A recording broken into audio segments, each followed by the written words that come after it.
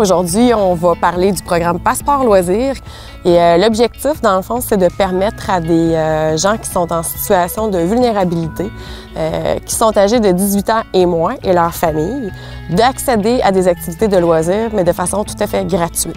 Vulnérabilité, c'est plus large qu'une situation économique précaire. Ça peut être un problème de santé physique ou mentale d'un membre de la famille, un décès, une perte d'emploi. Le loisir, c'est bon pour la santé physique, c'est bon pour la santé mentale. Ça permet de briser l'isolement. On va être sûr de rejoindre les bonnes personnes, donc vraiment de cibler des gens qui ont vraiment besoin de ce programme-là.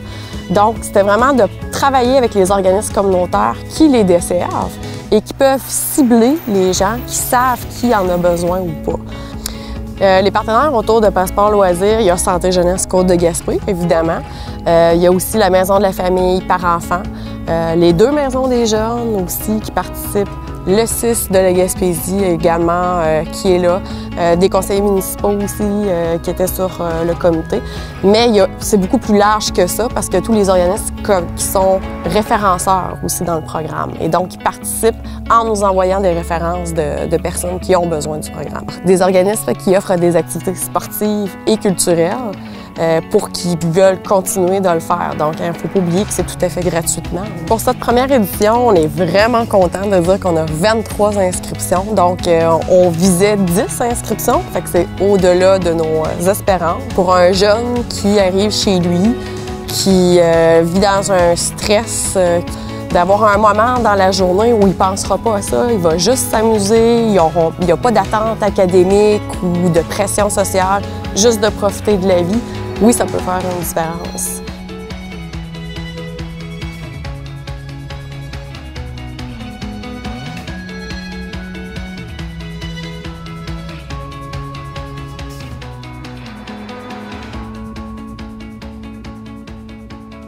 Bonjour, mon nom est Hérald Lapierre, je travaille comme intervenant en municipalité.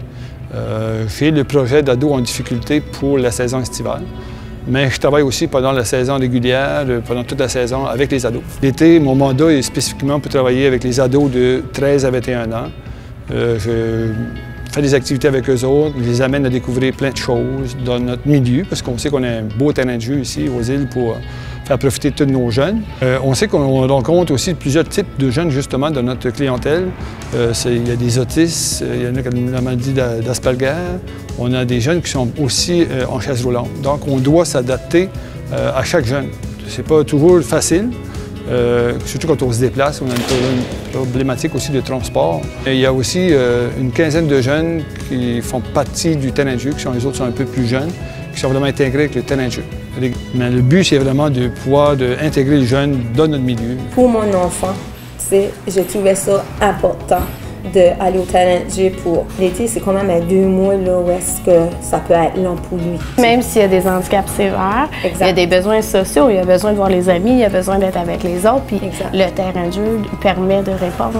C'est super important qu'ils soient comme impliqués dans la société, qu'ils puissent faire les mêmes activités que les jeunes qui étaient au terrain de jeu.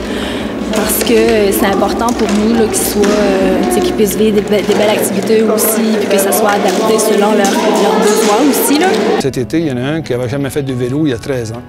Puis sa mère nous avait dit, si vous pouvez réussir à faire du vélo avec lui pendant l'été, ça c'est une belle réussite. Puis je peux vous dire qu'au bout de 2 semaines, le jeune se faisait du vélo. Je pense qu'il a pris de l'assurance en voyant les autres faire du vélo. Et il est pas de section vélo, puis je pense que c'est une belle réussite.